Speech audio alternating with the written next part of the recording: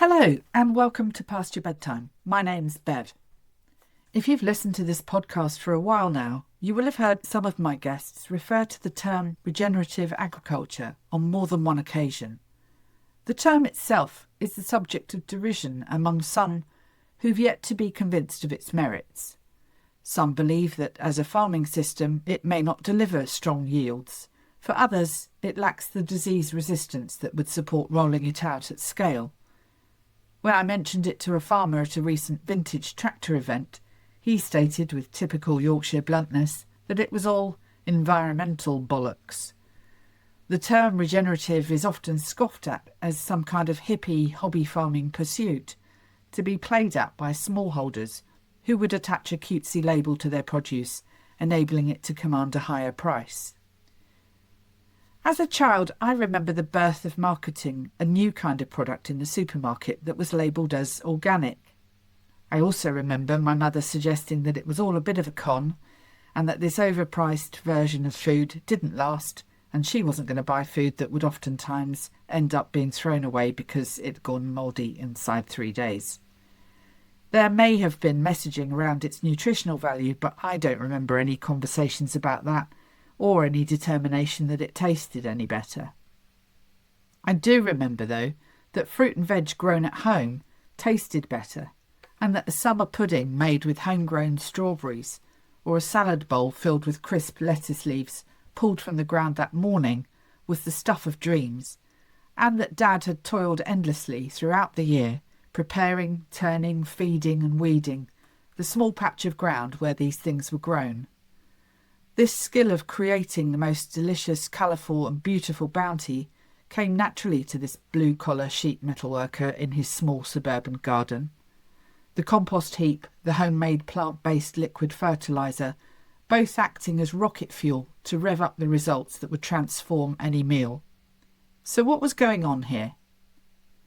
My guest today grew up on a beautiful farm in the lush, fertile state of Massachusetts, USA.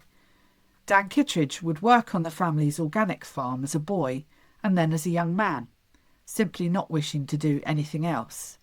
But as he said, ultimately he was on a quest to find some purpose and meaning to his life, one that would ensure he could remain on the farm, but that would also earn him and his young wife a living. I met Dan at a recent talk hosted by the Green Farm Collective at the Yorkshire Showgrounds in Harrogate. This softly spoken North American would hold court for almost an hour, presenting numerous slides on the scientific studies that would show the correlation between nutrition and its determining factors. If regenerative agriculture as a farming system needs better PR, then perhaps the playbook must focus on nutrition and its health outcomes, rather than any pious claims about the environment. If the consumer could satisfy himself that produce bore something akin to a kite mark of quality, assuring us of its nutritional value and therefore its taste, would that be a turning point for a system of growing and farming that would deliver value for money as well as the health outcomes we want from our 5 a day? Dan created the Bionutrient Food Association with a mission to increase quality in the food supply, asking 3 questions. How dramatic is nutrient variation in food? What are the dynamics that influence the variation? And is it possible to build a handheld device, or in today's world, a phone app, giving consumers the power to make an informed purchase decision? In my chat with Dan, he takes me through his discovery that despite all the claims that organic or locally grown or geography or other systems produce nutritionally dense food, ultimately soil health is the metric that outperforms all the others by a country mile. According to Dan and his fellow researchers, analysing thousands of samples from global participants in the studies conducted in the last 20 years, the microorganisms under our feet are the single most important factor in determining nutritional value. The proof, therefore, may exist for a system of creating better soil health under the umbrella term regenerative, but perhaps it's just the messaging that's lacking, or perhaps it's the education and funding needed to make the switch. With the groundswell event coming up in the next week or so, there will doubtless be hundreds of hours worth of conversations to be had on the subject. In my half hour with Dan, cut short due to a technical glitch, I learned yet more about how science and common sense can combine to produce results. I hope you find this short episode as interesting as I did.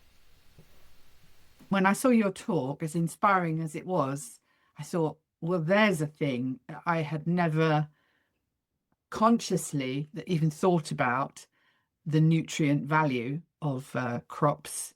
Although somewhere, and I'll come back to it, somewhere in the back of my mind, it was ticking away as a thing. So how did you get involved in this? What did you want to be when you were a little boy? When I was a little boy, I was regularly, asked what I wanted to be, and I never had an answer. I think in my high school yearbook, I said I wanted to be a Renaissance man. I got into all this because through college, university, into my 20s, I basically managed my parents' farm. I had grown up working on the farm, and my mother kind of needed my help, and so I never really bothered to. I didn't want to get a job. I didn't want to go have a career or anything like that. I was curious. I was busy questing. I was trying to figure out who I was and what the purpose of life was and what inspired me. So I would work on the farm in the summer and then travel the world and do all kinds of interesting things in the winter. And at getting on to the end of my 20s, I met a woman and got married, and then came the hard realization that I wasn't making a living.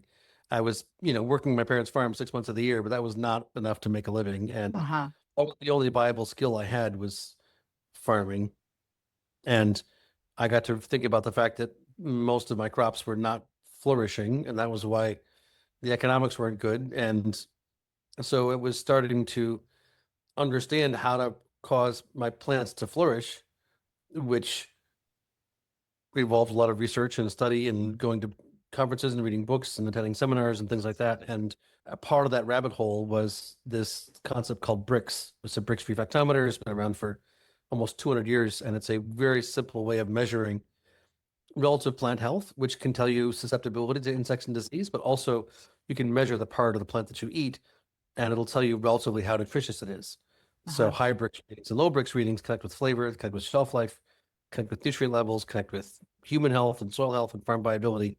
When I grew up in the organic movement, where we kind of just knew we were better, our food was better, and we didn't ever think about it. And I got to realizing that, like, farmers that had pests and diseases eating their crops had crops that had low nutrient levels, and farmers that had pests and diseases not able to eat their crops had high nutrient levels, and didn't connect at all to certification or soil type or climate zone or anything else that had to connect with soil health.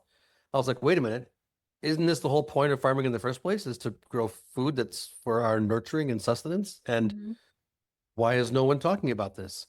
And how Why old are is you no at this point? Or how long ago was it? about 20 years ago, Right. um, 18, 19, 20 years ago, 2007, 2008. Yeah. And so it kind of made sense to me that this was an important thing. And I looked around at all the elders in the circle I was in, and all the people who'd written the books and were teaching the conferences and everything else. And I was like, what's the word for this thing, this nutrient variation in food? And they said, there isn't one. And I Mm. said, you agree with me this is an important thing, don't you? And they said, yes, it is a very important thing. I was like, well, how come the permaculturalists aren't talking about it, the biodynamic people aren't talking about it, the organic people aren't talking about it, the conventional ag isn't talking about it, sustainable, local, all the sort of isms that were out there, Yeah. none of them actually focusing on the actual nutritional caliber of the food, even though they were all kind of presuming that they were doing a good job and better than others, right? Biodynamic people would pretty sure they're better. Local people pretty sure they're better. Better being like more nutritious, better for you. And so I said, but there's no data. But how do we know? And so, yeah, it sort of started along. It's been almost 20 years now of a conversation quest. The quest, I love that. Did you get a lot of pushback from anyone? Like who's this upstart who's read a few books and reckons he can teach us what's going on? Well, I mean, I was very, very formal about asking for the blessing of my elders to even begin to investigate the process. I said, I'm 28 years old. Who am I to step into this very important question. I literally wrote up my manifesto and I asked all my elders to sign it in front of each other at the at the annual gathering in the conference. I'm like, here, I want to do this thing, but I only will do it if you give me your blessing. But then I started teaching courses, and I think I was pretty overt about the fact that I knew enough to know I didn't know very much. I just thought this was something important. And as a farmer, I was figuring out that some of these things were connecting really nicely. And here's a principle behind why it should work. And here's a science which says this does make sense. And here's the flawed thought form, which is why we're all doing this thing instead of that thing, and why it's illogical and why this thing makes more sense. And so I just started presenting, started really locally here in Massachusetts, and then slowly spread out through the Northeast and then into other parts of the US and Canada, and then more outside of North America. But it's been a process. Yeah. Was there a eureka moment when you thought this is the clincher, people will get it? I think the eureka moment for me was more about this is the calling I've been questing for. This is the thing that I knew I wanted to do something that was important and hadn't been done. And I spent most of my 20s and even younger, what's the purpose of life? What are we doing here? Why am I bored stiff at almost everything and not interested? Like I want to do something, but I don't know what it is. And so, yeah, I think the eureka moment was like, okay, this is the thing that I'm going to decide to do. I'm going to put my life into, and I don't need to worry about anything else because now I just know what I'm doing with my life, Sure. and everything will take care of itself. So Yeah. presumably this meant you needed to change the farm system, the family farm system, to validate your findings, or not? Yeah, well, I think it was all coming along as I was studying, I was changing my practices. As I was changing the practices, I was getting the results. As I was getting the results, I was thinking about the implications and the ripple effects. I was beginning to share with other people what I was experiencing, helping other people do experiments on their farms. So it all sort of happened fairly organically, um, Pun. as it were, um, in the flow, right? It was like, and the rhetoric has evolved, the understandings have evolved, but the biggest thing was when you're a farmer and used to working all the time and not making a living because crops struggle, you have pest pressure, disease pressure, failure to thrive, etc. And all of a sudden, your plants start growing really, really well. Pests and diseases disappear. You all of a sudden have tons of crop to sell. Your cost of production goes down, and you're making a good living working part-time. When that happens, like that's a visceral, like, okay, I'm going to pinch myself for a second and say, I know this is happening to me. I know this does not happen to most people. Something's going on here. Yeah. And that was sort of what gave me the time to even begin thinking about talking about it. And even to feel the impulse to talk about it. I was like, I've been working on a farm for 20 years. I know how much work it is and how stressful it is never to have enough money and always to be behind the eight ball. And Yeah. I was like, if it's possible to make a good living farming, not working hard all the time, I feel an obligation to share that understanding with other farmers. Do you That's remember kind of do you remember your first speaking engagement where you had to take that message to a new group of people? Yeah.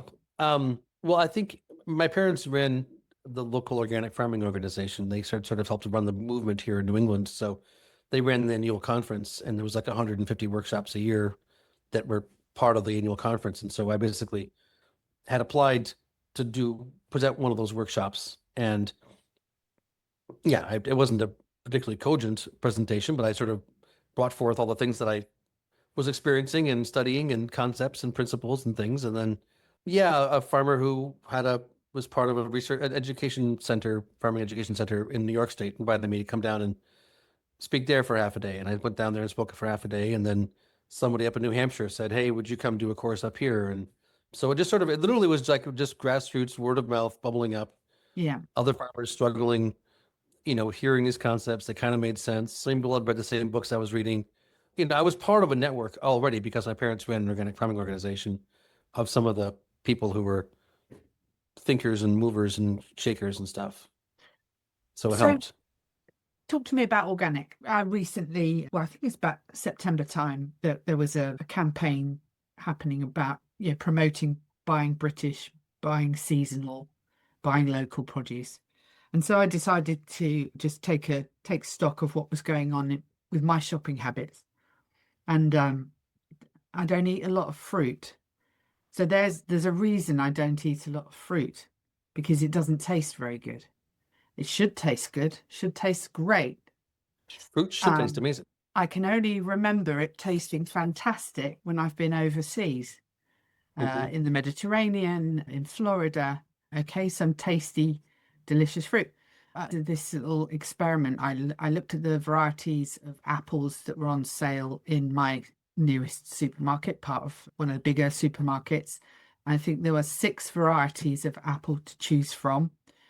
One was an English variety, so there's a problem straight away. The one English variety was a cooking apple, not an eating apple. And then of the 5 non-English varieties, and this was September, so prime apple time. Full on. Yep, yep, yep. The of the 5, one was an organic variety from Chile.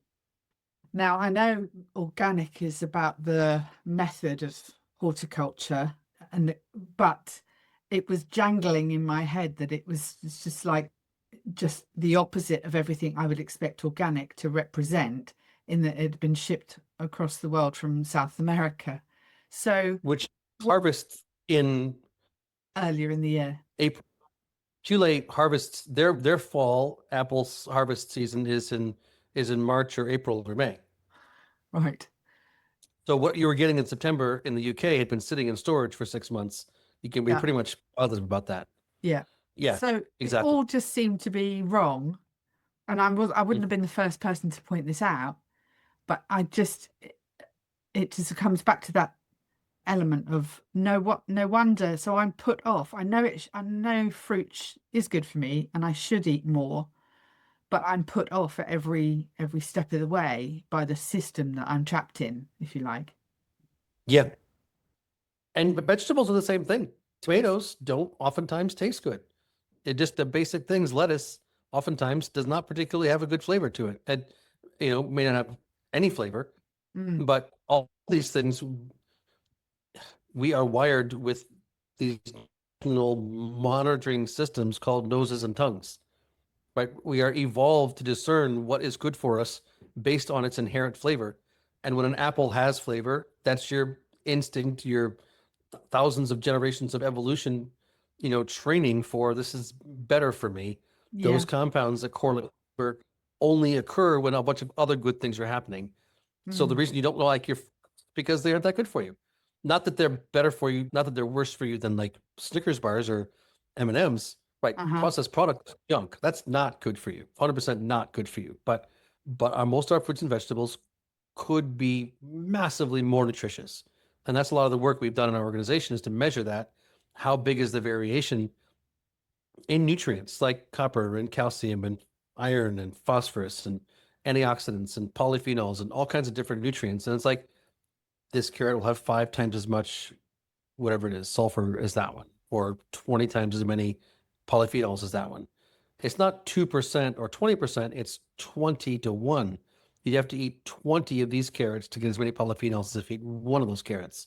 That's Mm. the variation we've got in the supply chain across the board with all kinds of fruits and vegetables that we've looked at and grains. Could Yeah, that it's still not a pretty situation. It's could, that's the nature of the supply chain. could that still be the case of organic produce, whether or not it gets shipped from Chile or not? 100%. 100%.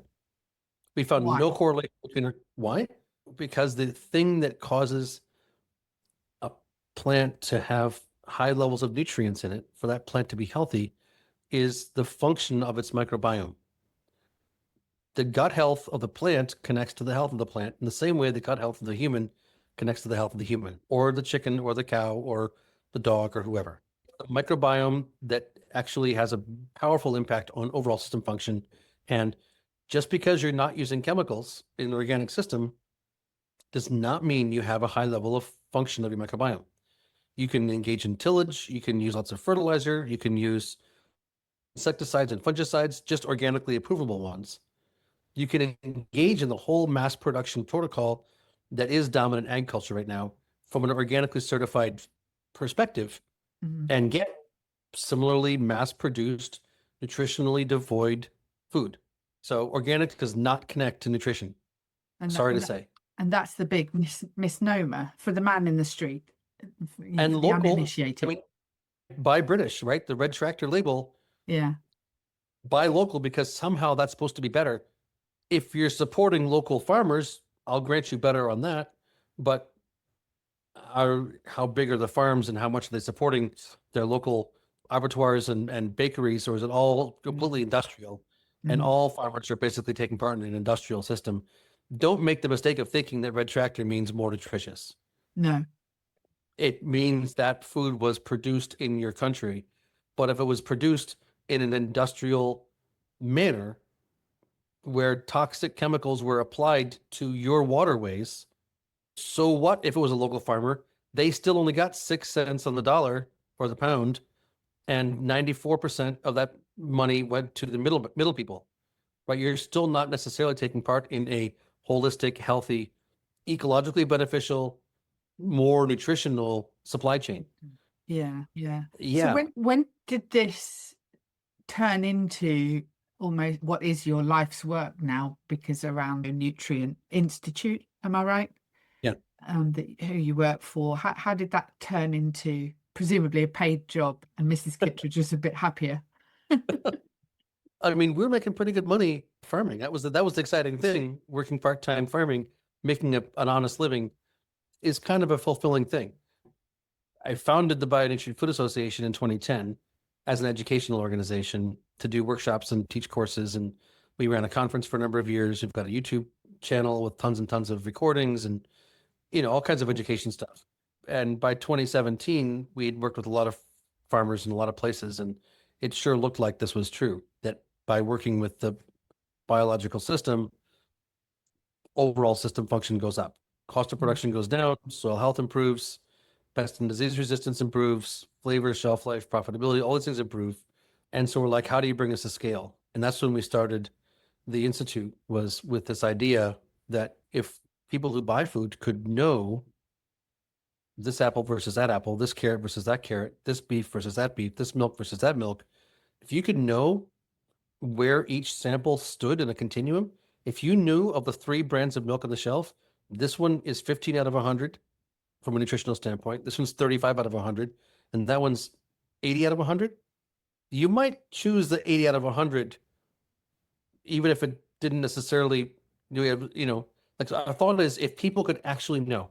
I could make an informed choice, an informed decision. Yeah. Actually, so that was the whole idea, was figuring out how to do that. And that's where we had this idea of a meter and basically something in your hand that you could use and you could flash a light at the food. And that science is called spectroscopy. And so we started this whole research project in 2017.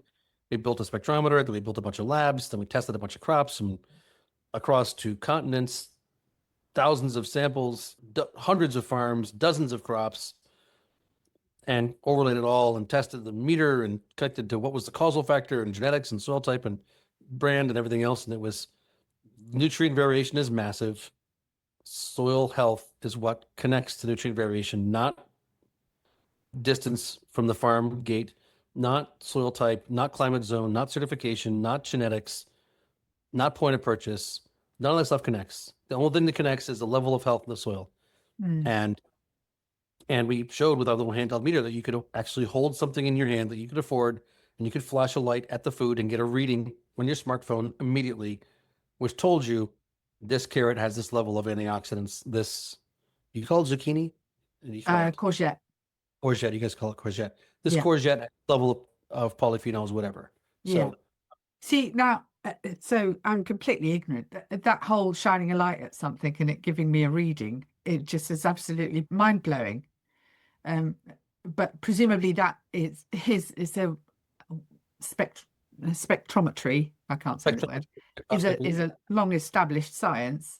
So have you heard of the Hubble Space Telescope? I have. I grew up in the city where the university developed the telescope. Yes. So the Hubble Space Telescope can tell you what the atmosphere of a star 10,000 light years away is made up of. Wow. This of a planet, not a star, a planet, a planet, Uh-huh. a planet going around a star 10,000 light years away. That's a long distance. So the Hubble Space Telescope can measure the atmosphere of that planet and say, this planet right here has methane in its atmosphere. But because methane vibrates at a certain frequency, and that frequency is light, and so the Hubble basically is focusing really closely on this one spot of light, a really long distance away, and it can say with complete scientific confidence this planet has an atmosphere with methane in it. And so our thought is, if you can do that, if you can read something, lots more things are read billions of light years away, Yeah. billions of light years away, then you can read something a millimeter away, right? If you can, that's the science is well established. Yeah. And with technology getting more and more sophisticated, right? In your smartphone, you have way more sophistication than they had in the Apollo lander that landed Yeah. on the moon. Yeah. The Apollo lander was nothing as far as technological sophistication in relationship to what we have now in our pockets. Sure. So, Sure. yeah, that was the idea, is use the science that exists to empower the person who buys the food, which is the vote I would say we have in our societies. I'm very cynical about politics and that being an American, I think maybe people understand, but it seems to me that the money you spend is where you put your energy on the reality you want to create. And the more you spend money buying food that was part of a destructive dynamic that not only is bad for the ecosystem, but bad for you, the more you are part of the problem. And so if we can help people choose food that's more nutritious, that will cause them to be more healthy, will cause their children to be more healthy, their husbands, their wives, and will cause the ecosystem to be more well. That would be an empowering thing that just the general person might want to know about and have access to. Gotcha. So that's been the work. And yeah, it's going to be one of the cameras in your phone. It's going to be one of the cameras in your phone. So you don't even need, ultimately. Yeah, not even necessarily that long in the future. So in understanding the science is out there, and obviously you've been through a process of engineering to create a prototype, presumably, Yes. is the product out there in the market today, or are you at that soft launch piece? I know you've been traveling all over the world to get your message out about this. What stage are you at with that, and how can we find out more? Yeah, well, I mean, I run an NGO. So we are doing the education and the research. We have no vision of being a meter company. Our thought is, if we can coordinate the science that builds that 1 to 100 standard for blueberries and cucumbers and potatoes and milk, and publish that in the open literature, then people who have companies that want to sell meters can take that information, build meters, and sell them. And then Right. we would tell people, this meter works. So our role in the ecosystem as a nonprofit and educational organization, NGO, charity, whatever you want to call it, different countries have different words, is to coordinate the awareness raising and the science, and to be that sort of dispassionate, like, group you trust because they're not making money off of you. Are you the element of compliance regulation to say it meets a standard, or it conforms? That's the to vision. science? Is that when we get done developing a standard, we would call it the bionutrient standard or something like that. And then Yeah. anybody who wanted to have a meter that was calibrated to that would have to pay us basically a licensing fee for us to confirm that they are doing what they are claiming they're doing, like an ISO certification, or there's various Yeah. other kinds of certifications like Yeah. that. And so we've got the integrity, and we're doing the science, and it's all published in the open literature. And people who want to say they've got a meter that works, great. We got a system to help you make money doing that, but not our job. So we have built meters, we have calibrated them, we have put them out, released them, sold them all over the world to show it's possible. Because when we started this whole thing, people said, you can't have a ray gun in your hand that flashes a light. It does sound a And bit. what's in it, in a flash of light in your phone? That's not possible. That's Star Trek. It's We're like, it does sound a bit Star Trek. and then when we got it published in a nature journal, like, this is true, this works, and we're an NGO and we could do it. Mm. Then the question is, can Apple do it? Can Samsung do it? Can Google do it? Mm. Probably. If we can do it, they sure can do it. Mm. So yeah, it's kind of exciting, So but the it's taking. literature around the work that you've done so far is available on the website? Yeah, bionutrientinstitute.org is where the science stuff is. Our general education website is bionutrient.org. But bionutrieninstitute.org is where all the science is. Okay, I will post obviously the link Draft to that papers. in the notes.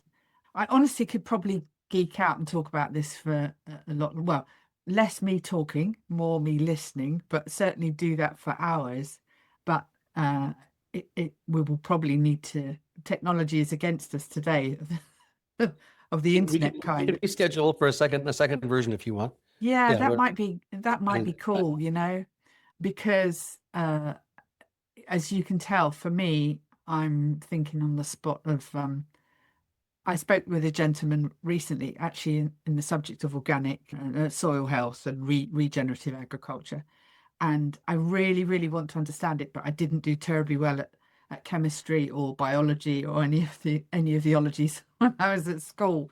So it's sort of like, God, I really wish I understood this a whole lot better because it's fascinating.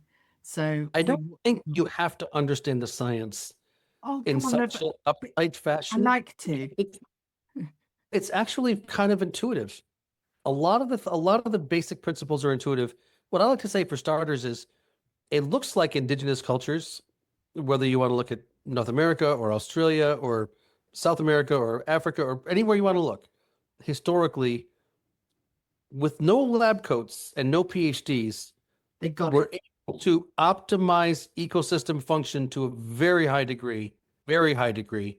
If you read the historical literature, the first, original recordings that were made by the Jesuit priests in Western Mexico or whoever, Yeah. wherever they first went to Australia, if you just read what they wrote was the reality that they walked into, you actually can understand that humans without quote unquote science have been able to figure out how to do some amazing stuff. I'd like to remind people that you don't need to get stuck in that. And it actually, when I teach my courses, I use common language and basic metaphor.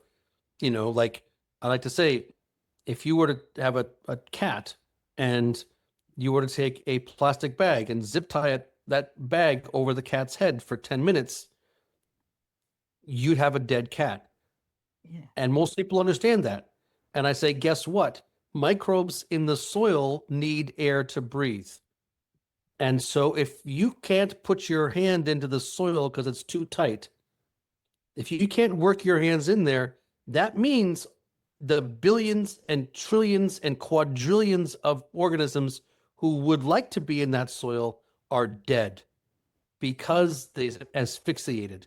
And it's important that you figure out how to keep air in the soil sufficient for the microbes to be able to breathe. That's a common sense statement. Yeah.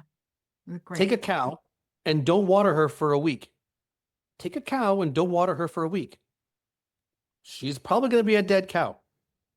If your soil is dry, if you're only watering the line where the plant goes into the ground and Yeah. not all the ground to both sides of it, It's not going to go wherever that land is dry, is powdery, you can pick up a handful of it and it's powdery.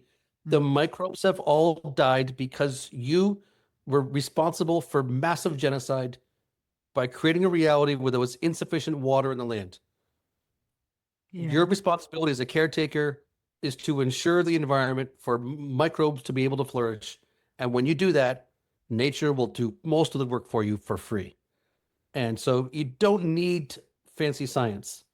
In many cases, people get all full of it and they get spun out on things that aren't actually necessarily true, when it's really almost all common sense. Love So it. Love it. I I've said appreciate the it scientific method. I love the scientific method, but I also think we sometimes get spun out in it. Yeah. in facts and figures that aren't grounded in reality. Yeah, So, I've said it to many people so far that my limited knowledge is just confined to being a gardener over the years, and so some elements of the discussion are obvious if you've ever tried to grow carrots and they've come out all wonky because they've hit stones or it's not been the great conditions or if your soil is too too sandy or too clay-baked. So yeah, it's extrapolating that knowledge and into the subject and understanding about microbes. I think it's the microbes. Mind It's you, really I'm taking a microbe supplement at the moment. And good on you. yeah, I was 90, convinced. 90% of the cells in your body are not human, right? 90% of the cells in your body are microbes. They're not human. You are not an animal. You are an ecosystem. Only when you realize that you function as well as the bottom of your food chain does. It's the same with plants. That's the aha. The Yeah, aha, we're not raising carrots or cucumbers. We're creating an environment for the microbes to flourish. And when you twist your mind around that order of perception, yeah, it all becomes more simple and clear. love it.